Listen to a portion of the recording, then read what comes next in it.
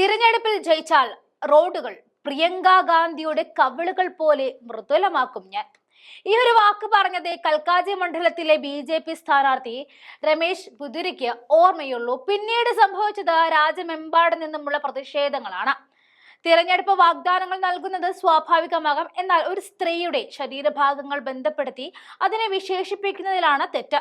അതും ഒരു MP-യും കോൺഗ്രസിന്റെ പ്രധാന നേതാവുമായ പ്രിയങ്ക ഗാന്ധിയെ. പടയൊരുക്കിയെത്തിയ കോൺഗ്രസുകാർക്ക് മുന്നിൽ അവസാനം ബിദുരിക്ക് തോറ്റു കൊടുക്കേണ്ടി വന്നു. തന്റെ പ്രസ്താവന ആരെങ്കിലും വേദനിപ്പിച്ചിട്ടുണ്ടെങ്കിൽ മാപ്പ് ചോദിക്കുന്നു എന്നാണ് തോറ്റുമടങ്ങിയ സ്ഥാനാർത്ഥി പറഞ്ഞത്. ഇത്തരം പ്രസ്താവനകൾ മുൻപ് പല നേതാക്കളിൽ നിന്നും ഉണ്ടായിട്ടുണ്ടെന്നും രമേശ് ബിദുരി ചൂണ്ടിക്കാട്ടി. എന്നാൽ അന്നൊക്കെ കോൺഗ്രസ് മൗനമാണ് പാലിച്ചത്. ലാലു പ്രസാദ് യാദവ് പറഞ്ഞതിന്റെ പശ്ചാത്തലത്തിലാണ് താൻ പറഞ്ഞത്. അന്ന് പ്രശ്നങ്ങൾ സൃഷ്ടിക്കാത്തവർ ഇന്ന് എതിർപ്പുയർത്തിയെന്നും രമേശ് ബിദുരി വ്യക്തമാക്കിക്കൊണ്ടാണ് തന്റെ ക്ഷമാപണം നടത്തിയത്. തിരഞ്ഞെടുപ്പിൽ ജയിച്ചാൽ റോഡുകൾ പ്രിയങ്ക ഗാന്ധിയുടെ കവിളുകൾ പോലെ മൃദുലമാക്കും എന്നായിരുന്നു രമേശ് ബിദുരിയുടെ വിവാദ പരാമർശം. ഡൽഹി കൽക്കാജി മണ്ഡലത്തിലെ BJP സ്ഥാനാർത്ഥി കൂടിയാണ് രമേശ് ബിദുരി. പ്രസ്താവന വിവാദമായതിന് പിന്നാലെ ബിദുരി മാപ്പ് പറയണമെന്ന് കോൺഗ്രസ് ആവശ്യപ്പെട്ടു രംഗത്തേക്ക് വന്നു. BJP സ്ത്രീ വിരുദ്ധ പാർട്ടിയാണെന്നും ഒരു ജനപ്രതിനിധിയിൽ നിന്നും ഇത്തരത്തിലുള്ള വാക്കുകൾ കേൾക്കുന്നത് ലജ്ജാവഹമെന്നും കോൺഗ്രസ് വക്താവ് സുപ്രിയ ശ്രീനത്തെ പറഞ്ഞിരുന്നു. ഇതാണ് BJPയുടെ യഥാർത്ഥ മുഖം.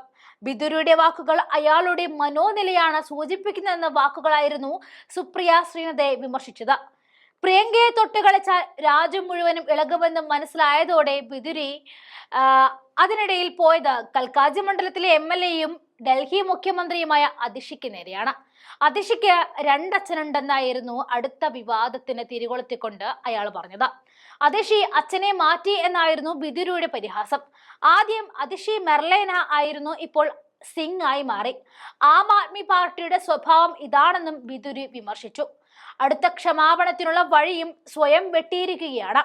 പാർലമെന്റ് ആക്രമണ കേസിലെ പ്രതി അഫ്സൽ ഗുരുവിനായി ദയാഹർജി നൽകിയവരാണ് അതിഷിയുടെ മാതാപിതാക്കളെന്നും ബിദുരി കുറ്റപ്പെടുത്തി. വിഷയത്തിൽ പ്രതിഷേധവുമായി ആം ആദ്മിയും രംഗത്തേക്ക് വരുന്നുണ്ട്.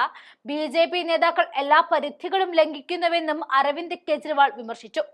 വനിതാ മുഖ്യമന്ത്രി അപമാനിക്കുന്നത് ഡൽഹിയിലെ ജനങ്ങൾ സഹിക്കില്ല എന്നും കെജ്രിവാൾ വ്യക്തമാക്കിയിട്ടുണ്ട്. ഡൽഹി നിയമസഭാ തെരഞ്ഞെടുപ്പിനുള്ള 29 സ്ഥാനാർത്ഥികളുടെ ആദ്യ പട്ടിക BJP പുറത്തിറക്കിയിരുന്നു. മുൻ മുഖ്യമന്ത്രിയും AAP നേതാവുമായ അരവിന്ദ് കെജ്രിവാളിനെതിരെ മുൻ MP പർവേഷ് വർമ്മയെ ന്യൂഡൽഹി സീറ്റിൽ നിന്നും മത്സരിപ്പിക്കും.